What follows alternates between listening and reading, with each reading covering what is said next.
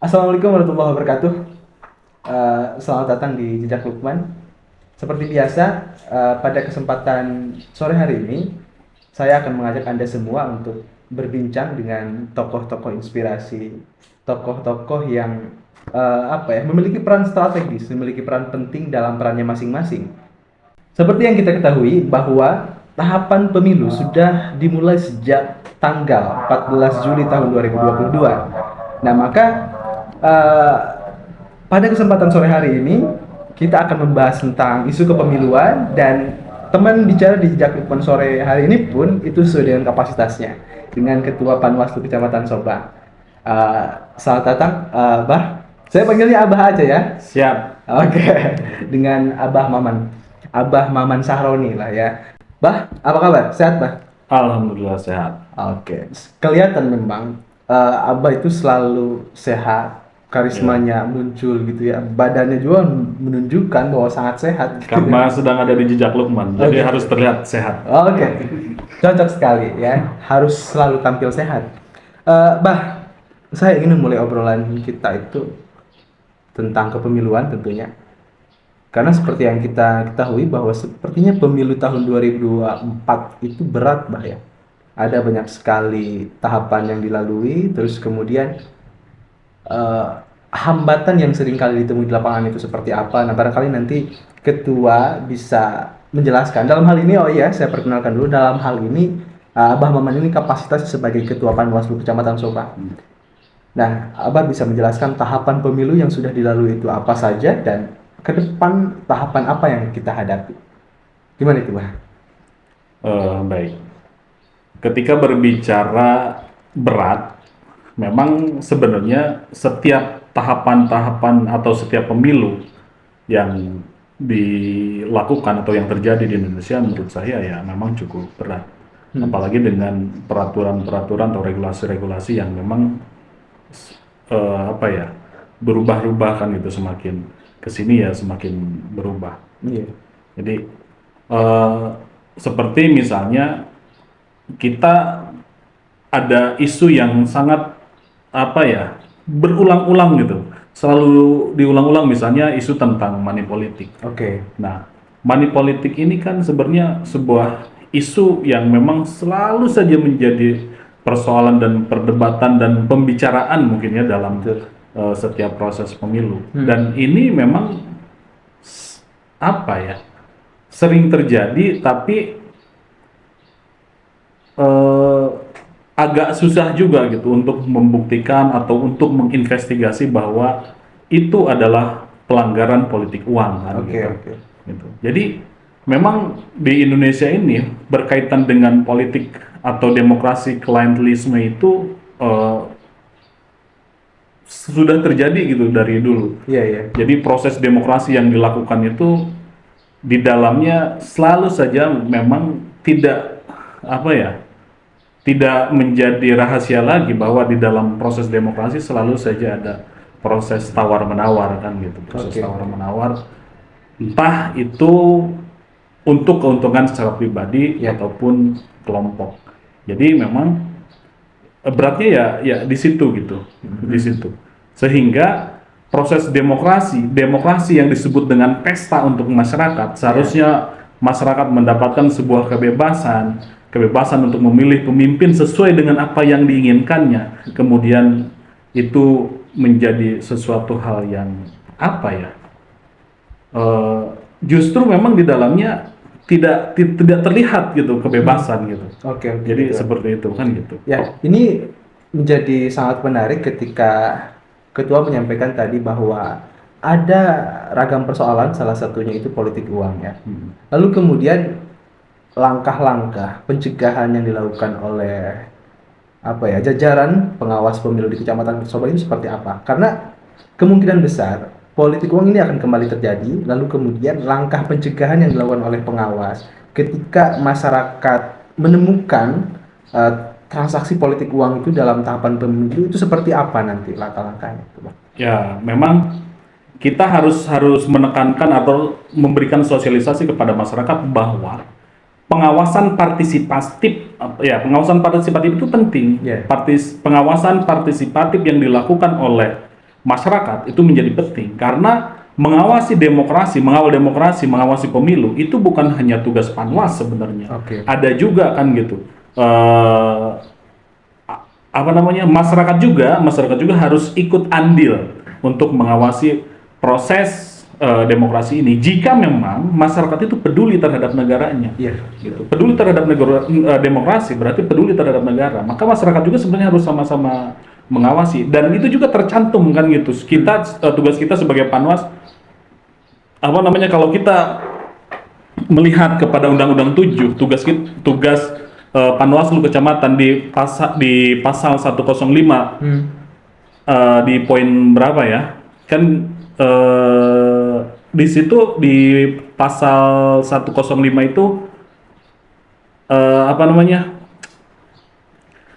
Mencegah dan kemudian menindak terhadap pelanggaran pemilu kan gitu yang ada di wilayah kecamatan. Nah, di subpoinnya itu ada melakukan sosialisasi terhadap masyarakat agar bagaimana masyarakat ikut juga di dalam proses mengawal demokrasi ini, di dalam mengawasi pemilu ini gitu. Oke, tadi kan berbicara soal regulasi ya, bahwa kemudian ada tahapan sosialisasi yang mesti dilakukan gitu. Nah, sosialisasi ini berarti sudah dilakukan ke masyarakat. Sosialisasi secara khusus misalnya by design kita mengadakan sosialisasi ya memang itu belum, tapi kemudian sosialisasi itu harus dilakukan oleh kita selaku pengawas itu ya head to head aja gitu. Ketika kita misalnya berada sedang ngobrol dengan masyarakat atau misalnya ketika ada masyarakat yang bertamu ke sini ya kita lakukan sosialisasi pengawasan bahwa memang tugas mengawasi pemilu, tugas mengawal demokrasi itu bukan hanya oleh pengawas pemilu kecamatan saja, tapi tugas kita semua yang peduli terhadap berjalannya demokrasi. Oke, berarti tahapan-tahapan dalam upaya untuk mensosialisasikan ke masyarakat itu dilakukan secara persuasif ya? Tidak mesti di ruangan terbuka untuk mensosialisasikan secara langsung gitu, tapi betul. Pendekatan di warung-warung kopi, bersosialisasi, bertemu dimanapun bisa itu ya? Itu menjadi sebuah yang sangat penting menurut saya kan. Iya betul. Nah ini andai, bukan andai ya, ketika misal kekhawatiran ini terjadi bahwa politik uang itu ditemukan oleh salah satu masyarakat misal, itu masyarakat kemana harus melaporkan dan langkah-langkahnya itu seperti apa tuh Ketua? Nah tentunya kalau memang masyarakat menemukan politik uang dengan syarat-syarat yang cukup, syarat formilnya cukup, syarat materinya cukup, ya dia harus lapor ke kantor Panwaslu Kecamatan Sobang kan, gitu. Ya dengan syarat-syarat yang tentunya nanti ada ya syarat-syarat yang harus disiapkan gitu, syarat-syarat pendukung untuk laporan itu. Memang politik uang selalu menjadi isu menarik dalam setiap tahapan pemilu, makanya saya menyebutkan bahwa kita itu sedang berada dalam musim kegelisahan 5 tahunan satu kali, gitu ya. Sekarang kita dalam masa itu tuh kegelisahan. Tetapi untuk menjawab kegelisahan itu tentu tugas Panwas itu kan dalam upaya mengawal keadilan itu tadi seperti yang sudah disampaikan melibatkan partisipasi dari masyarakat lah ya. Berarti pemilu ini bukan hanya milik KPU, bukan hanya milik Panwas, bukan hanya milik peserta pemilu, tapi milik bersama. Milik bersama tentunya, milik bersama untuk orang-orang yang peduli terhadap bangsanya. Gitu. Itu bisa digarisbawahi untuk orang-orang yang peduli terhadap bangsa. Iya, tentu. Kenapa untuk orang-orang yang peduli? Memangnya kenapa momentum pemilu coba Ketua? Saya ini mendengar langsung. Karena demokrasi itu menentukan masa depan bangsa. Pemilu ini menentukan baik dan buruknya negara selama 5 tahun ke depan. Maka kalau kita tidak peduli terhadap proses demokrasi, tidak peduli terhadap proses pemilu, maka ini sama saja berarti kita tidak peduli terhadap negara sendiri. Nah, ini terkait masyarakat yang peduli terhadap bangsanya. Angka partisipatif masyarakat di Kecamatan Sobang khususnya di tahun-tahun sebelumnya itu sudah dikatakan baikkah atau gimana Ketua? Dalam mengikuti proses demokrasi ini, dalam mengikuti pemilu ya bisa dikatakan baik, karena kalau tidak salah kan sudah di atas 80% kan gitu oke. partisipasi masyarakat ikut serta mencoblos dan mencoblos dan lain sebagainya, memilih dan lain sebagainya kan gitu. Iya. Itu kalau nggak salah di tahun lalu sudah di atas 80% kan gitu. Nah, ini kan berarti di atas 80 lah bisa dikatakan ya partisipasi yang baik kan gitu. Oke ya, angka partisipasinya sudah cukup tinggi ya. Sudah cukup tinggi gitu. Oke. Tinggal bagaimana angka partisipasi ini harus ditingkatkan. Yang sudah Iya. baik itu kita pertahankan untuk kemudian dapat ditingkatkan lebih baik lagi gitu kan, Iya. Ketua. Ketua, ini kan kita tidak akan lama lagi lah ya terhitungnya ke pelaksanaan pemilu nanti. Ya. Kurang lebih hanya sekitar 8 bulan lagi. Nah, dalam tahapan bulan sebelum pelaksanaan itu tahapan yang sudah dilewati itu tahapan apa saja, Ketua? Sebenarnya banyak ya, tapi yang poin-poin apa ya, yang mungkin yang diketahui oleh masyarakat ya, karena di proses di proses verifikasi calon kan itu memang apalagi verifikasi administrasinya itu kan dilakukan oleh KPU. Oh iya. Verifikasi faktualnya memang itu diketahui juga oleh masyarakat, tapi mungkin hanya segelintir orang yang memang dia tercatut sebagai pendukung ya pasangan calon atau pendukung calon secara administrasi kan itu yang sudah dilakukan di verifikasi administrasi. Kemudian verifikasi faktual ya itu diketahui juga kan gitu oleh masyarakat. Nah, yang sudah dilakukan kan di kemarin itu di di pemutakhiran data kan. Oh iya. Karena sesuatu hal yang sangat penting dalam pemilih itu kan di data pemilih. Data pemilih. Kan gitu, data pemilih. Maka beberapa bulan ke belakang Panwaslu Kecamatan kan sudah mengawasi tahapan-tahapan pantarlih ya, pemutakhiran data pemilih, lalu kemudian menjadi DPS dan sampai saat ini menjadi DPT kan Sudah gitu. ditetapkan ya? Itu kan sudah dilakukan pengawasan itu kan gitu. Oke. Tinggal kedepannya yang akan dihadapi adalah pengawasan kampanye dan kemudian nanti di pengawasan pungut hitungnya kan gitu. Nah, ini dalam tahapan kampanye yang akan datang, Ketua. Ada banyak sekali nggak sih kemungkinan kerawanan pelanggaran yang terjadi di situ? Nah, ini kan sebenarnya tugas Panwaslu Kecamatan juga untuk memetakan itu. Karena kan tadi di pasal 105 itu di poin A itu kan melakukan pencegahan dan penindakan. Melakukan pencegahan itu salah satunya adalah dengan mengidentifikasi kerawanan apa saja yang ada yang mungkin terjadi di pelaksanaan kampanye yang akan dilaksanakan beberapa bulan ke depan kan gitu. Tapi sejauh ini sudah teridentifikasi terkait itu kerawanan pelanggaran nanti. Kerawanan yang paling menonjol ya sebenarnya tadi politik uang ya itu juga menjadi sesuatu hal yang sangat penting kan gitu terhadap bagaimana kita berupaya untuk bagaimana politik uang itu tidak terjadi kan gitu. Lalu kemudian yang selanjutnya itu ada di pengawasan netralitas ASN. Oke. Karena itu menjadi ranah Panwas juga untuk mengawasi itu. Oh iya tentu kan gitu. Netralitas ASN dan kemudian mengawasi pihak-pihak yang memang dilarang untuk mengikuti proses kampanye. Itu menjadi sebuah kewajiban kita juga untuk bagaimana agar hal itu tidak terjadi, seperti misalnya keterlibatan TNI, Polri, lalu kemudian pejabat desa, lalu kemudian ASN.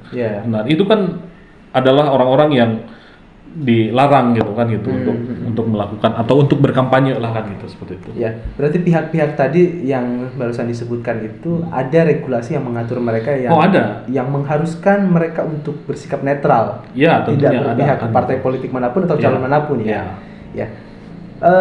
Ketika misalkan tentu Ketua, hal ini kita tidak mengharapkan terjadi ya.